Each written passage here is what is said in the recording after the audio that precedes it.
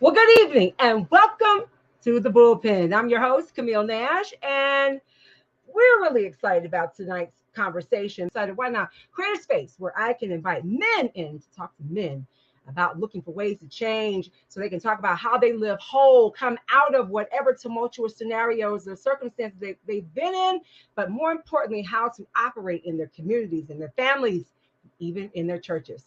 So tonight's conversation is really about education, the power of Black education breaking barriers. And there's a lot of people out there that talk about this or have this topic of mind, but there's only one person I could think of. This person has made an indelible impression in the lives of generations. And I don't say that mildly. When you see them, you're going to think, how is that possible? But even my own children and even nieces and nephews, no other person I could have thought of than to bring to the platform, go back to my roots, go back to my old stomping grounds of Cleveland, and bring to the platform, present to some, and introduce to others, that in the form of Anthony Brown. Oh my God. Kudos. I want to meet this guy. Oh my God. He sounds amazing. Now, listen, I really wanted to read your bio, but I didn't want people to run away because I told you, don't read the bio. I didn't want to make them run, but I like to make the bullpen a place that is warm and inviting, but also at the same time, we're going to push in, we're going to lean in and on the folks. More importantly, the men. So, Anthony, welcome. So good to see you. I got a lot of questions for you, a lot to talk about, and I can't wait to get into it. But before we do that, please, for a moment, share with our audience a little bit about the Anthony Brown. Okay, so listen, give me a thank you, first of all, for the invitation to be here. It's so good to see you. Oh my God. Even in the virtual space. Oh my, look, listen, ladies and gentlemen, you have to watch this because we'll sidetrack and go. We'll start talking about home and Whitmore's and Hot Sauce Williams and, a good, well, a good fish fry in a minute. But all right, so oh my gosh. So who is Anthony Brown? Okay, let's see. Well, I would say I am a father, a mentor, a friend, a colleague, an educator, all with the goal of trying to make sure that the way you have to provide some type of add value to your life. That's it. Bottom line. yeah. My goal is to add value to your life and be able to make sure that when I leave you, you're better than how I met you. And that's a fantastic goal. Is to leave people better than you found them. And let me tell you, I know you've heard it from many people, young and old, men, boys, men, women, boys, and girls, that you have made a tremendous, indelible impression and impact in people's lives. A lot of folks try to throw around that topic, influence and impact, but there's only a few that are really doing just that. And so I want to just say from my mouth to your ears that you have truly been that for my family and many families alike. You've made some tremendous strides over the last several years. My God, can I just say you look good? Can I just say that? Let's start there. Before we get into your amazing or phenomenal transformation, let's talk a little bit about Anthony in your early years, because I just know you have a huge personality. I appreciated it from day one. At the same time, there's some folks that are listening that may not really be sure how to, so to speak. I don't really like when people say pull yourself up by your bootstraps. I mean, some folks don't have any straps. So can we talk about where you started and how things were for you in your early years? So listen, I am a product of my mother and my grandmother, raised here in Cleveland, just trying to make sure that they kept me on the straight and narrow, keep me in church, keep me grounded, kept me in school, that type of thing. Don't get me wrong, I love my father. My father was around, he just didn't live with us. Okay. But it was really my mom and my grandmother who really was there to kind of just keep me anchored. Yeah. They kept me in church. Listen, even when I did, I think like many of us church kids, you went to everything from BTU to Sunday school to service to evening service to Tuesday. After that service. Yeah, you was in church on Tuesday for a meeting. You was in Wednesday Bible study. You was in Thursday choir rehearsal. You was at the youth day meetings on Saturday. That's all I knew. Right. Right. And so, but I think that was fitting, and it was helpful for me to be able to know that no matter what challenges I had, no matter what ups and downs I may have gone through, there was a higher calling, there was another purpose Yeah. in my Yeah. life, or something I can turn to. Mm-hmm. Mm-hmm. They're kind of like, oh, wait a minute, I'm losing my footing. I ain't look like, oh, I ain't prayed in a couple of days. Let me get my life right, Oh, oh, oh. or it's just like, let me just kind of go back and hit the reset. I'm Yeah. feeding into others, but who's feeding into me? Mm-hmm. Let Mm-hmm. me get back. Like, hold on. Let me not always watch the virtual service. Let me just go into the building. Right. Let me touch and agree with some of the saints real quick. As the old folks say, sometimes I just got to go lay my eyes on you. Yeah, yeah, got project. Yeah, so with that being said, when we talk about where things started for you, so you had this great foundation of people that were pouring into your life, making deposits, also some level of accountability with all of that. When it came to making a decision, we're talking tonight about the power of education for our people, for Black people and brown, of course, people of color, period. I want to talk about what was the young Anthony's thought process when it came to education. So we know you had to be in church. What did they tell you about school? Listen, so I was hard headed. I ain't gonna hold you. Come on here, tell the truth. I was hard headed. I heard the lessons. I was there in the room, but I wasn't always applying the strategies and the best practices that was being shared. And there were moments where I got cantankerous, and I was just like, I don't care nothing about school. I'll be honest with you. There was a moment in my life in high school. I remember this in high school, more so than anything, that I was just existing. I just went to school. I went to first period. I went to eighth period, and I went to lunch. And I ain't gonna miss lunch. What was in between? It's a blur. Okay, that's real. Now choir was first period. That gave Drama, you life. drama was eighth period.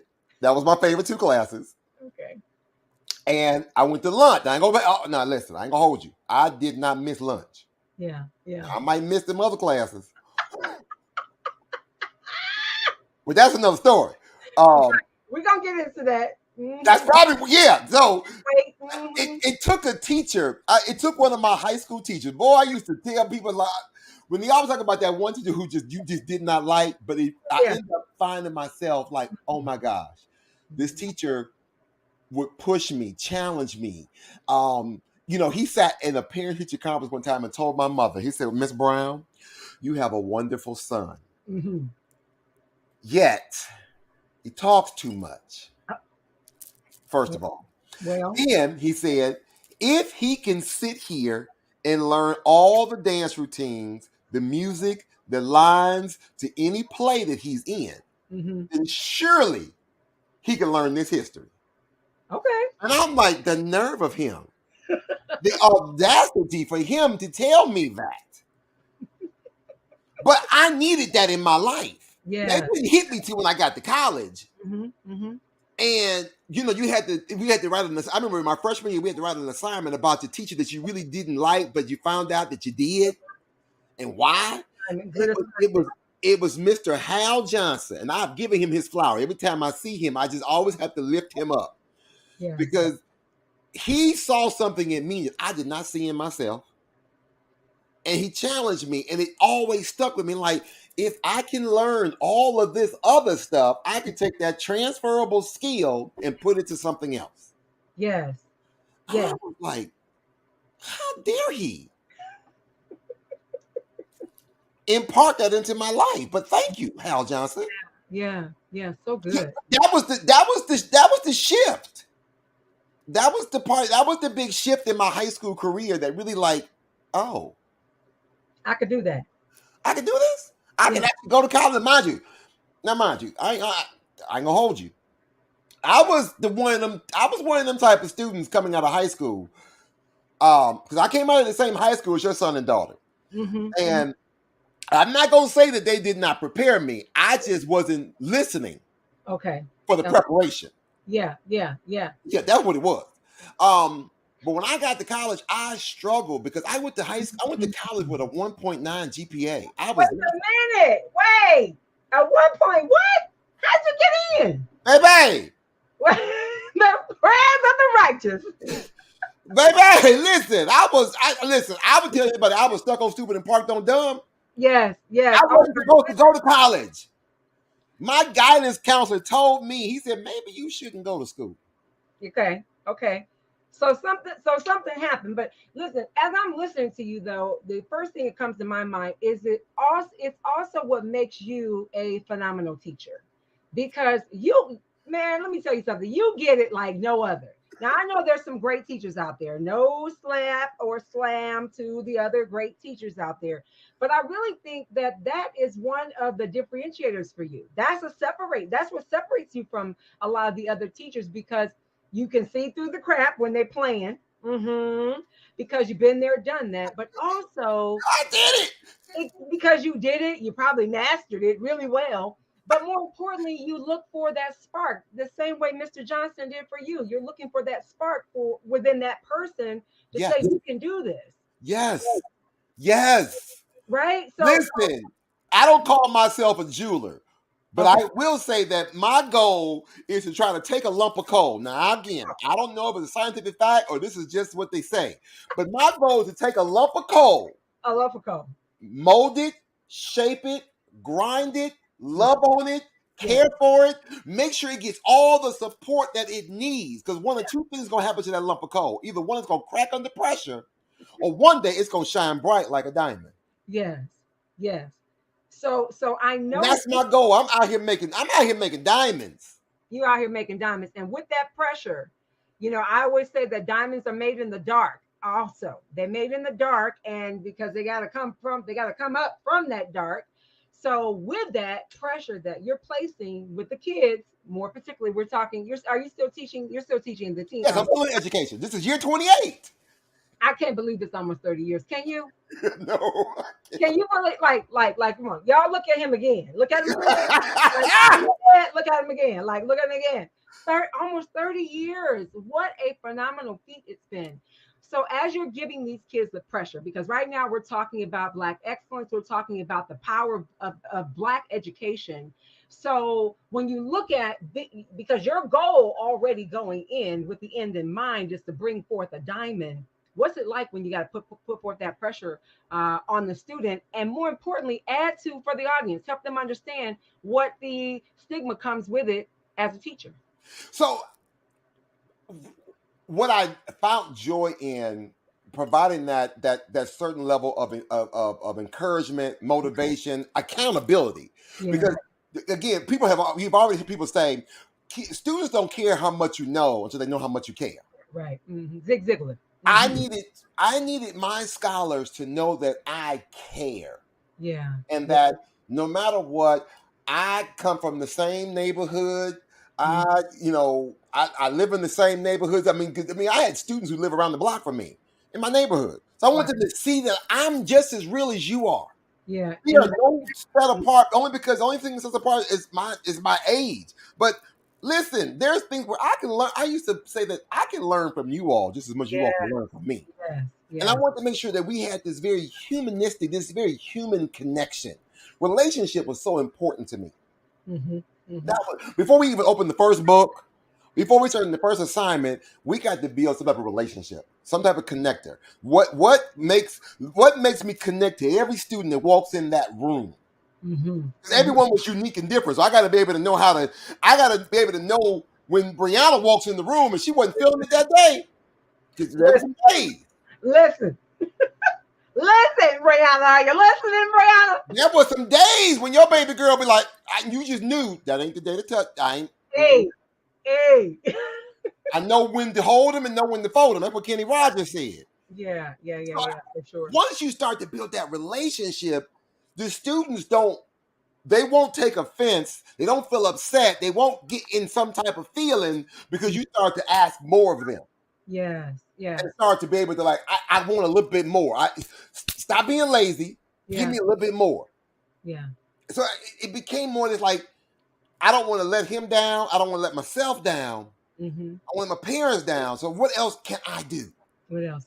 And for teachers, I imagine that you all have a enormous pressure for multiple reasons. We won't even get into the whole standardized testing piece of it, but we know that our students do need to know that somebody cares. Speaking of Brianna, I did tell her to reach out to you. Side note, I did, because the girl is, she was accepted to Howard University for her master's program. So So congrats.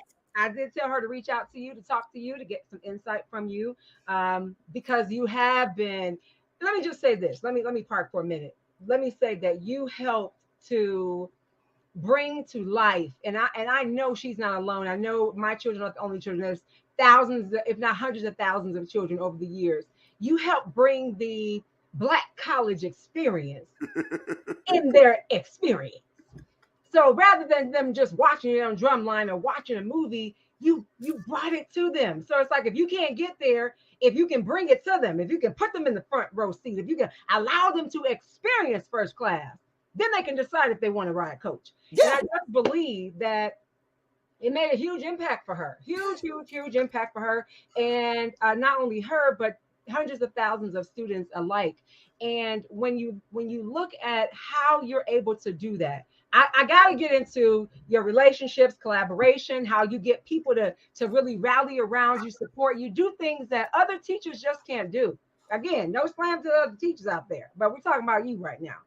So when it comes to being able to do those things, or to birth something, or allow these kids to experience something perhaps they've never seen before, how do you do it with such vigor? And how do you get people to rally around you? Okay, so how I'm gonna just tell you, this is, no one has ever asked me this question. So how did I even think about doing this? So sometimes I'm just listening. As the students are talking amongst themselves, and during lunch or before after school or in between, you just start hearing them talking. They start asking different questions. So I heard someone one day ask about a historically Black college. Yeah.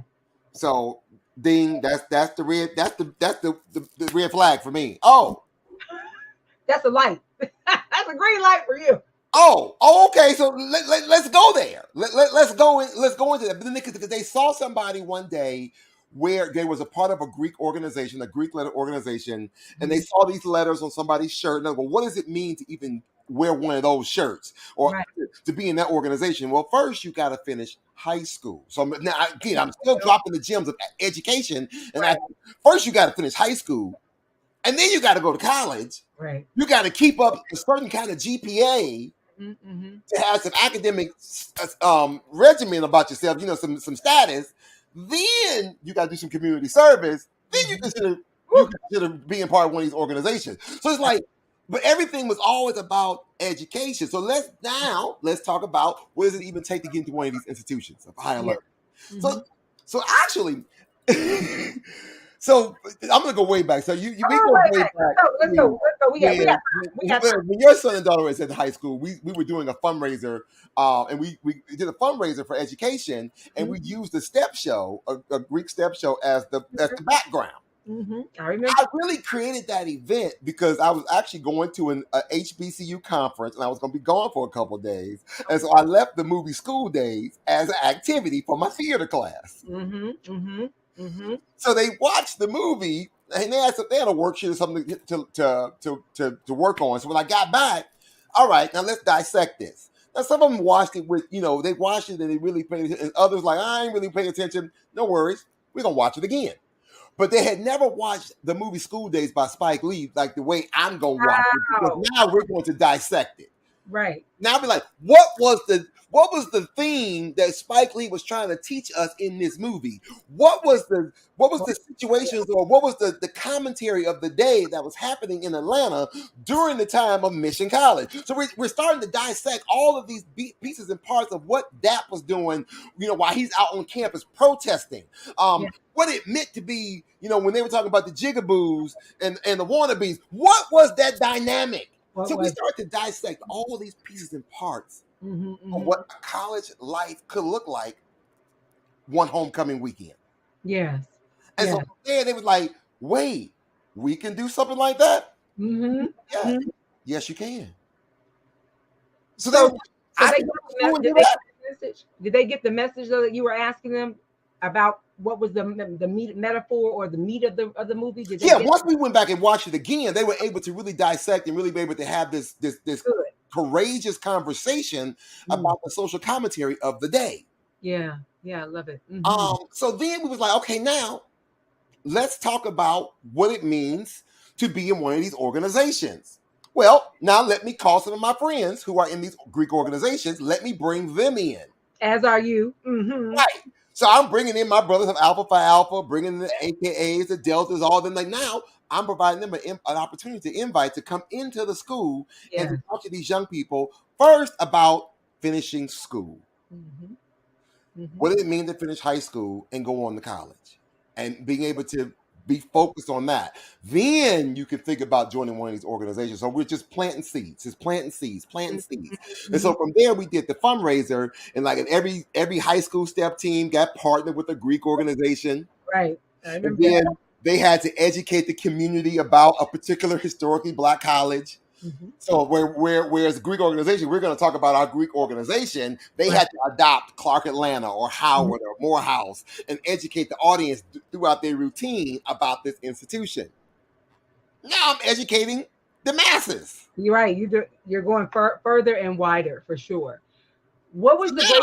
So then from there, now they're doing the research. Now they got to go back and research about what these schools are and what does it mean. Well, let's find some more. Let's talk to some alumni. Let's talk about the admission standards. Let's talk. Oh, it evolved to this whole production. Like, oh, I'm teaching beyond the four walls here. Yes, for sure, for sure.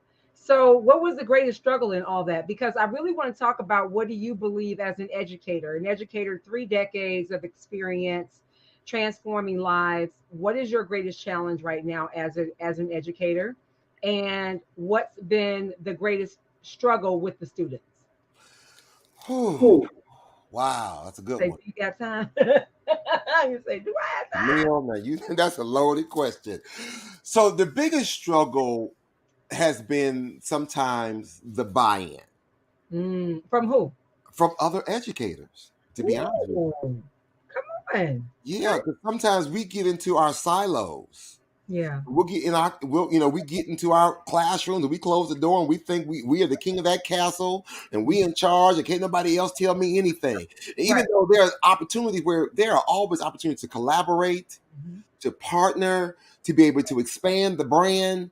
I remember one time I was, I taught drama, I taught theater, and I taught speech, taught choir, and I think one year we did the Wiz, right? And so when we did the Wiz, we made it a thematic unit where everybody in the building is going to teach the Wiz. So not only am I going to direct it in the classroom with the drama students, but the art class is going to help me design the costumes and the set design. The English class is going to do a compare and contrast between the book by Frank Baum to the movie with Julie Garland to the movie with Diana Ross to the stage play with Stephanie Mills. So we had to get past our own silos to get to a place where, guys, there's a way we can do this together. Right. And we can collaborate and still get the lessons out. I'm not telling you to change your philosophy, but how can you embrace this, that we're teaching and preaching the same thing across the board? So when we talk about collaboration and partnership, because I believe that's really important, we never go as far as our dream, we go as far as our team. So what you just said was getting that buy-in. What do you do? I mean, what are some of the things that you do or that you've done successfully to get everybody on the bus or to get as many people on the bus that are the right people on the bus to actually execute? So I try to find what the common denominator is. No matter what, I mean, whether it, common denominator, or you find that moment in time or in place where people can, like, there's a memory, there's a connection. I was in a workshop earlier today and they said, go to your phone and find find the most recent image that you got on your phone and talk about it and what made you use that picture. Well, it just what happened. I had a picture of a fried bologna sandwich. Well, it's a fried bologna on the stove. Not bologna. Bologna, Anthony, bologna. But think about it. That's a lot to say about a fried bologna sandwich. Come on though, but think about that fried bologna when you put that bologna on that stove. Yeah. And you just have a memory about when that bologna, when you know it was about ready to be flipped over, it started to rise in the middle.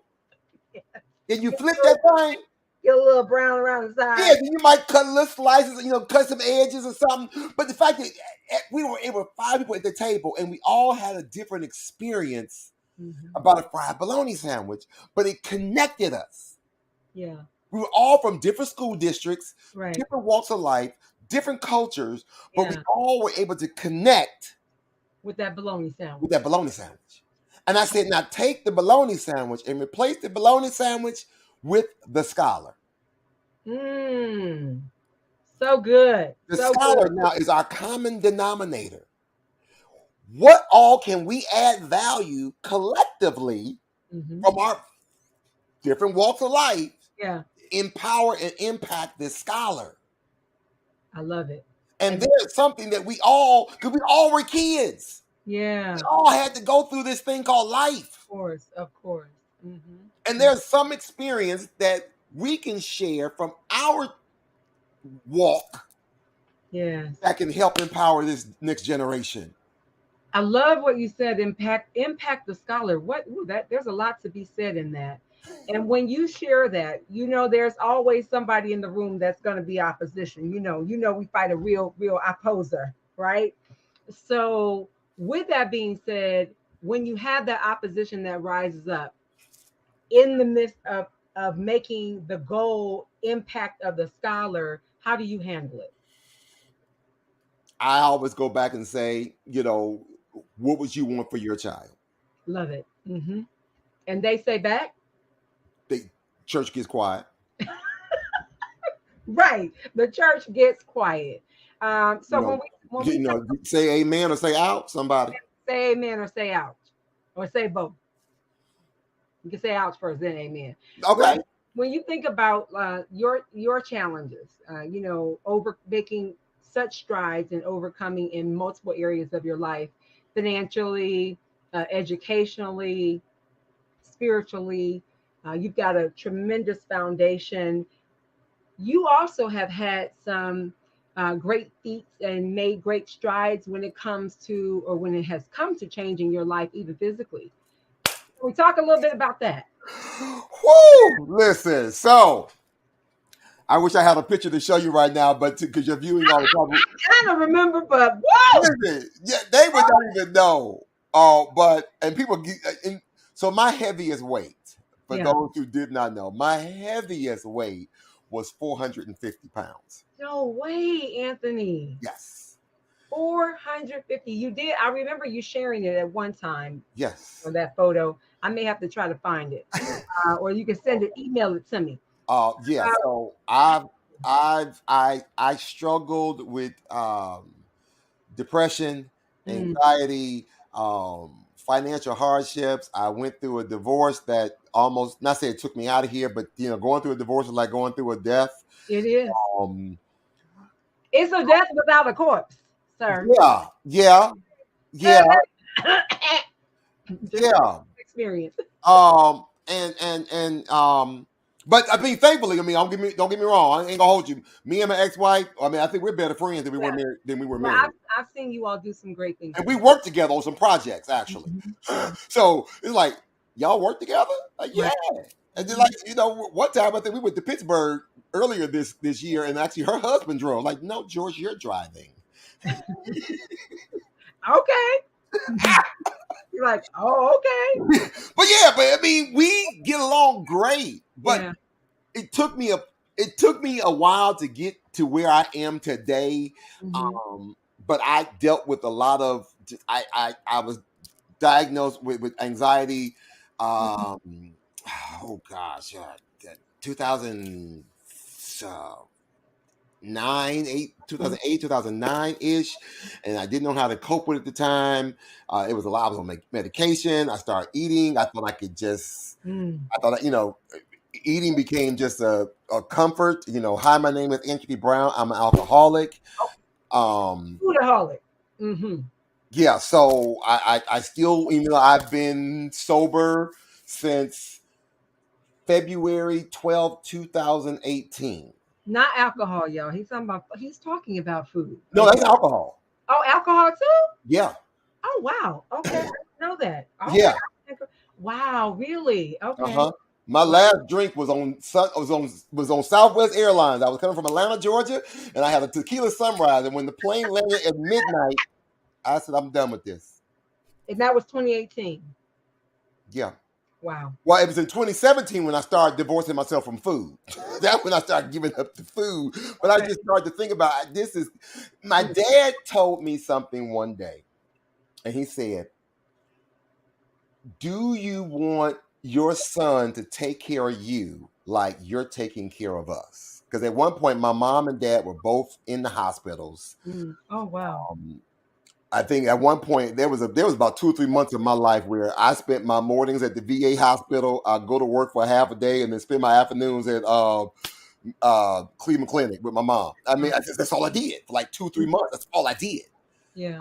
And then my mom was in the nursing home. I had to move my dad in with me, and I was at my heaviest, and I was trying to escape through eating and escape through drinking. And he was like, "This ain't helping you." So what were you running from? What were you running from though? I just was over. I think I was overwhelmed with just taking care of my parents. Yeah. And just didn't know how to deal with it. Didn't know how to cope with it. And so, but he said that to me, and that shifted everything. And I just said, oh my gosh, I got to lose weight. I want to be around to see my son be successful. I say my dad wasn't around for me, but I want to make sure that he doesn't have to be in this place of having to take care of me, right? Because of medical or issues or ailments. Thankfully, other than I still deal with anxiety and depression from time because after I lost my mom and dad, I went crazy again. So I think I'm certified. I got paperwork on file. I'm sorry for your loss. I was going to ask you. I can remember you walking. I don't know if you had started the journey yet, but I know you were definitely on the journey because I'm on the West Coast now in Arizona. I've been here for almost 10 years now. And I just remember, I don't recall exactly the year, but I remember you walking. And I'm going to keep walking. I'm just going to keep walking. I did. And that was part of my therapy because I just had to keep walking. And there was a time where I could only walk for like 5 minutes. I'd be out of breath. But now then after a while, I was like, now I can walk 5 or 6 miles with nothing. Like, okay, that's it. That's outstanding. So did you lose them both around the same time or was there I lost my dad in 18 and lost my mom in 20. Okay. So they were it was very close. Yeah. So I was still dealing with him and all the trauma that I had to unpack from that. Oh, baby, that was trauma right there. I ain't gonna hold you. But that was because was that the father that was inside the house or your bio father? That was my biological father who was not, he wasn't in the house. Listen, my daddy, like the songwriter said, was a Rolling Stone. Right. Wow. So I already had 3 deceased brothers before me. And we all have different moms. And then a new brother showed up at the funeral. Anthony, you got a book right here. This is a story. That Negro showed up at the funeral. I said, I'm at the funeral home, like, not because he came in with somebody else who I knew. It's like I knew the other guy from the neighborhood. Like, okay, well, thanks for coming. I said, well, then another guy, like, well, thanks for coming to my father's to the home going. I said, and how did you know my dad? He was like, well, he's my dad too. I hit the floor. I said, am I being punked right now? Wait, what did you do? I want to know what you did. Like, I fell out. I hit the floor. Like for real? Like I fell out. I turned around. I got up.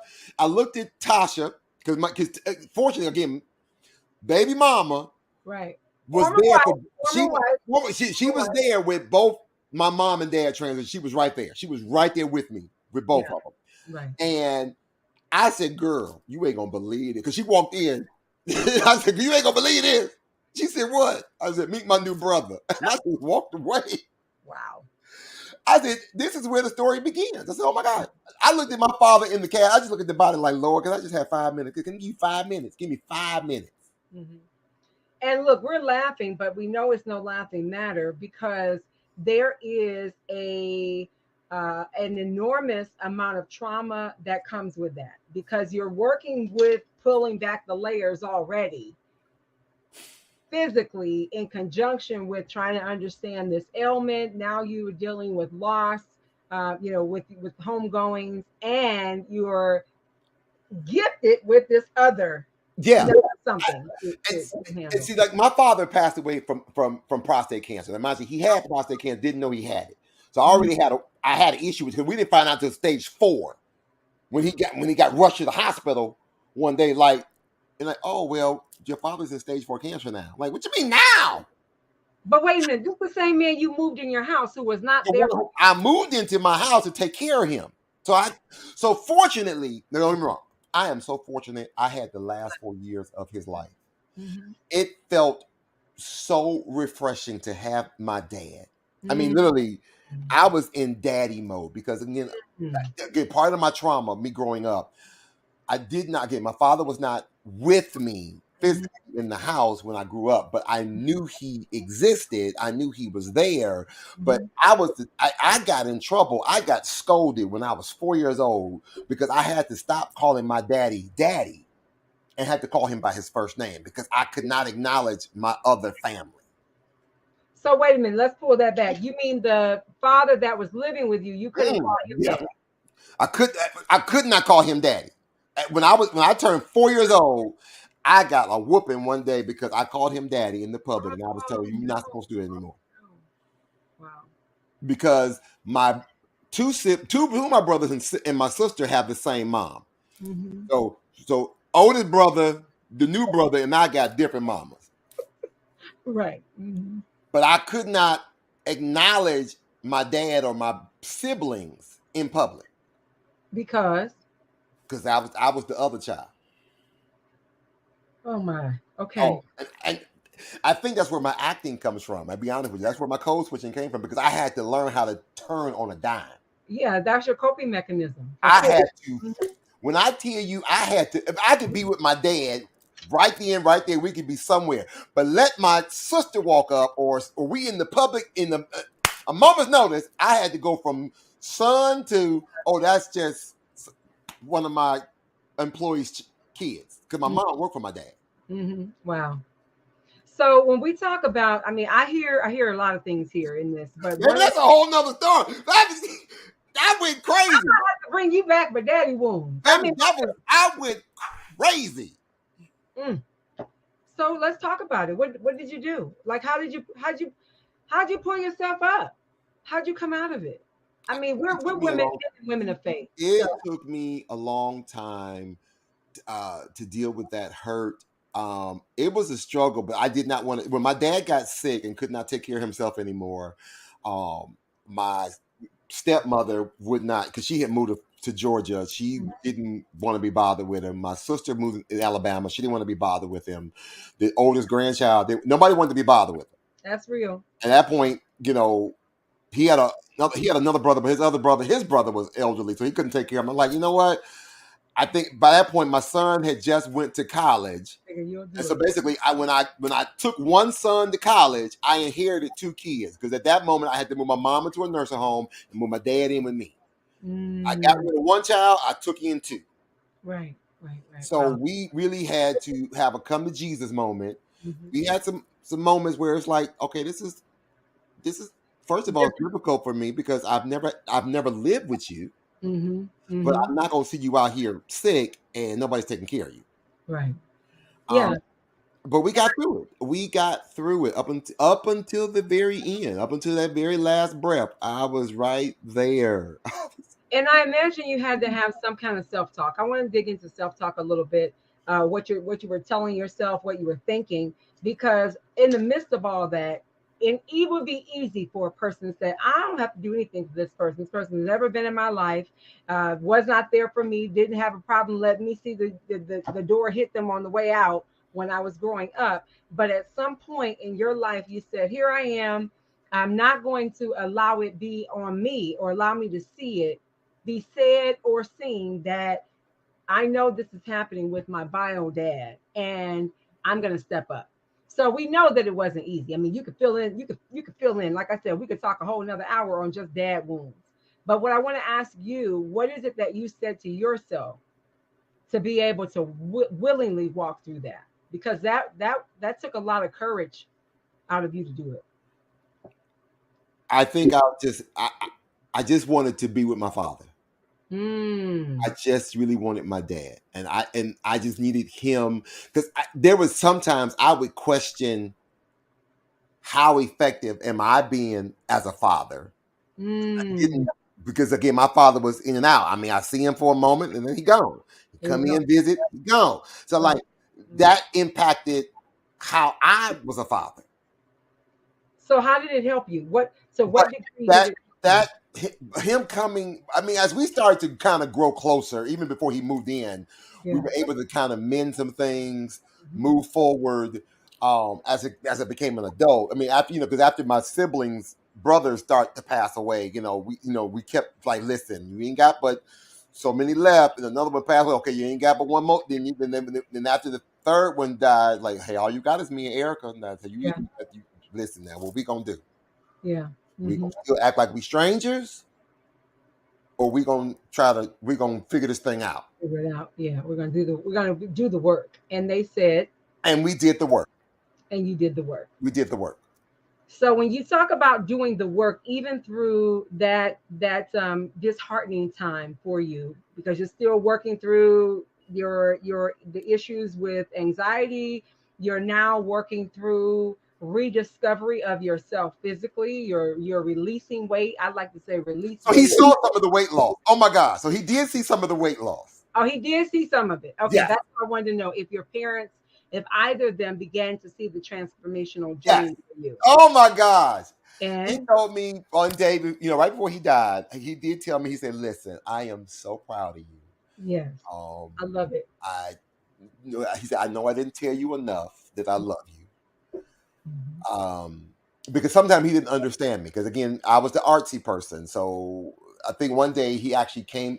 I think my son Anthony and I had did a show at Caramel House together, and he came and he was like, "This is what y'all do." He said, "Oh my God." He said, "Y'all good." Yeah, He said, okay. Yeah. "I never realized how Mm. good y'all were." He said, "This is amazing." Yeah. Yeah, Dad, this is what we do. This is what we do. And he was just like, "Oh wow, I missed out on all this." Like, yeah, And what did that feel like for you to hear him say? that felt so. I mean, it's like a load lifted. Just like I felt that stamp of approval of that. Oh my God, my father approved. Hmm. I had that stamp of approval from him. Just for him to say that to me. I mean, even the day up until the day he died, I mean, he would always. I mean, he would light up every time I walk in the room. I mean, because I just made it a habit of just my first thing in the morning is to go to the VA hospital. Like I just got to go Yeah. see my dad real quick. Hmm. Um, and I think the Browns played that particularly because he died right after Thanksgiving. Oh wow. Okay. So I struggle with holidays, by the way. Um, Yeah. but Is it all the holidays or just Thanksgiving? well, it's really anything for fourth quarter. Well, it's really this Yeah. last part of the year because I lost my mom in September. Her Mhm. birthday is October. I Mhm. lost my dad in November. His birthday is December. Okay. So from September on, I struggle. You I struggle. ain't gonna hold you. I So struggle. you already know that during those times you've got some pragmatic practices in place, some modalities, some things that you've got to do Yeah. so that you stay whole and healthy Yes. throughout the process, because it's going to come like clockwork every year. It's going to come as long as we're in the land of the And it's living. gonna hit me in waves, and it just I had to learn some coping skills to figure that out. But he told me right before he was watching the Browns game. He's like, you know what? I'm sick of watching these bums. I'm ready to go home. That I was good. said, I That said, was Daddy, I said, what you mean you ready to go home? He said, I'm ready to go. He said, ain't nothing else here for me. I'm yeah. ready to go home. And I Oh, said, he was talking about go home, not physical home. He was he talking about said, go. he said, you got it from here. Yeah. He said, Yeah. you got it. No. I'm He ready to was go. he was letting you know that it was time to transition. I want to ask you two more questions. The first one I want to ask you, if because there's a lot you've said so much. I'm really gonna have you come back to Right, we talk didn't even did talk about the HBCU stuff and all that kind of. daddy wounds, black education. I feel like we need a part two. Look, we need a part two, y'all. We need a part We two. need a part two. We're gonna have to do a part two. But I do want you to share with them in this moment when it comes to Black excellence and the power of education. I want you to share with the audience, for any man, woman, boy, or girl listening, primarily for the men, from men to men, man to a man. What would you share with them as a practical steps they can begin today to begin to really harness the power of education? Listen, I would say with the power of education, let me encourage any man that's watching this today that the win, the WIN, is coming. Don't let the WHEN worry you. The win is coming. Don't let the win worry you. Now, it's easy to get caught up in the timing of things, to stress and wonder when your moment of victory will arrive. Whether it's with your finances, is with your relationships, is with your work, is even with your education. It will arrive. But let me tell you, life is full of uncertainties. It's full of uncertainties. And sometimes it may feel like success is taking its time to show up. I want to encourage you today to keep working hard, stay persistent, and maintain that unwavering faith in yourself. Know that you can. Trust that your victory is on the way. I need you to embrace the journey, know whether your path is. Now, again, I've worked with young people and young at heart, whether you want to go to the military, you want to go straight to work, you want to get a vocation, or you want to go to college. Stay faithful on your journey and embrace that journey every step of the way. And one day, you will find yourself basking in the glory of your persistence. The win is coming. Mm-hmm. Mm-hmm. Oh my gosh, I love that. The win is coming. And don't worry about the WHEN. I don't need to repeat you because you already said it. But listen, here's my last question for tonight. Um, what is the lesson that took Anthony the longest to learn? What is Oh, the lesson the that took the lesson that longest took to me the longest to learn. learn? Patience. Mm-hmm. Patience, because there would be times I would like, no, we got to get it done. We got to get it done right now. Mama, hurry up. Mm-hmm. I used to always want to rush her and just like, what do you want? And I never, and there were moments before she passed away. There's like, I just had to learn how to find the patience with her because she navigated much differently than Mm-hmm. my dad. Yeah. And so I had to learn how to, when I would go sit with her, because my mother was, she was a W amputee. She dealt with a lot of ailments and her mind was always racing, even Mm-hmm. though she couldn't move anymore. She's always had these thoughts like, I want to do things, but like, I know you can't. But I just had to just take a deep breath and realize I got to just clear my calendar. Nothing is more important than me talking to my mama right now. And so I Mm-hmm. had to, whether even during the pandemic, because my mom panicked about passing away at some point Mm-hmm. by herself because of the pandemic. Because that at that point you couldn't even go to the nursing home. Yeah. Right. But they had moved her to a different unit where they moved her to a unit where I could pull up to her window. So I Mm-hmm. could literally park right by her window and just open her window. She could open her window, tell the nurse to open her window. And I knew how to open the screen. So if I need to reach in and touch her, You I could. could. That's good. Um, but it was just those moments where I just had to learn, take a deep breath, Yeah. exhale, Mm-hmm.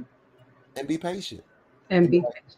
be like, okay, mama, whatever, whatever, whatever. Now, mind you, I'm still not bringing them chicken wings as you asked for because you don't need them. No chicken.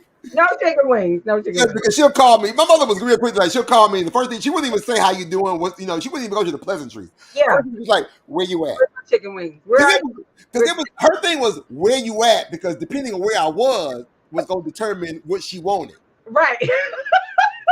We all have a mother like that. You over by so and so. Well, stop by and pick me up. Woo, we. My gosh. So My I just gosh. had to learn how to be So patient. good. So That good. was a long one I had to learn. Yeah, I love that. Thank you so much for And that. even from the number beside you, even from the grade, Yeah, after she had passed away, and I'm sitting here writing her obituary, and I'm trying to get her program together. It was just like something spoke to me, or she left a note somewhere, and I'm like, "Really, Mama? that's it. You really are telling me what to do, and you gone?" But that's okay though. Pretty much that's exactly what she was doing. But listen, I want to share with you that I do thank you for this heartfelt conversation. It has been tremendous. I appreciate you, value you. I root for you no matter what. And you have just I just want you to know that you are making a not only impact in the world, but you are changing people's lives, and that's really what it's about. I couldn't have said it better. I just love that the win is coming. Your win has continued to come. You've had a lot of wins, and there's a whole lot more. Your best is still yet to come. And I want to thank you. Oh, I want to thank you for this privilege and this opportunity, even to share. Do you have anything big that's coming up? Anything that's next for you right now? so Because my I am going to have you back. Seriously, ah! I'm So already planning part two. Go ahead. yeah, we gotta do part two. So my next big event is actually the HBCU College Fair. So Okay. that continues my education, my opportunity to teach and to be able to reach people. So Yeah. we do an HBCU College Fair here in Cleveland, Ohio. We reach about 45,000 participants every year. Students come in with the whole idea of not knowing that they can even go to school. Oh, Again, once I kind of tell my story about my 1.9 GPA, but Bethune-Cookman University came and picked me up and turned me around. yeah. Come on, somebody. Yeah. It got me on the straight and narrow. If they Mhm. can do it for me, they can do it for you. And My, so just to let students know that that's a possibility. mhm. And we'll have some HBCUs there who will actually be doing on-site acceptance letters, offering scholarships on the Wow. spot. We got a lot of community partners that be able to come in and they're actually helping support with scholarship opportunities, helping Mhm. pay students' application fees. It's just to be in that place. And be So in the that's kind environment. of, it's just amazing. Proximity. The importance of proximity. Now, when is that? When is that That's coming? actually November 18th, 2023. November 18th. Okay. All right. Well, you all heard it here. You heard it first. You all go out and follow Anthony Brown. Don't miss out. If you've got children or grandchildren, don't miss out on this privilege and opportunity to be able to get the power of excellence, Black excellence, and the power of education. So don't miss. But again, Anthony, I thank you, sir. I thank you, and I appreciate you for being my guest in the bullpen. Until the next time. All right, so you all heard it. Wasn't that mighty? My gosh. I know you're probably trying to say, look, I got to catch up right here. Here's my wealth theory for today. Very short one. I really just want to remind you, Anthony said it very well, that your win is coming. Your win is coming. I like to say it this way, that we always win because all work works. Even when you think it's not working, it's working on your behalf, even if it's teaching you what not to do. So I want to encourage you to, if you are a student or you know a student, this is the time.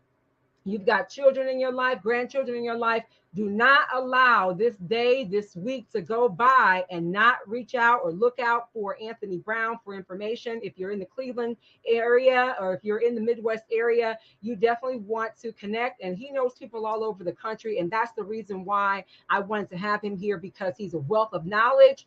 And remember, knowledge is not only power, it's knowledge that you use is power. And that's going to do it for another episode of The Bullpen. It's been my delight, my privilege to have you. Good night.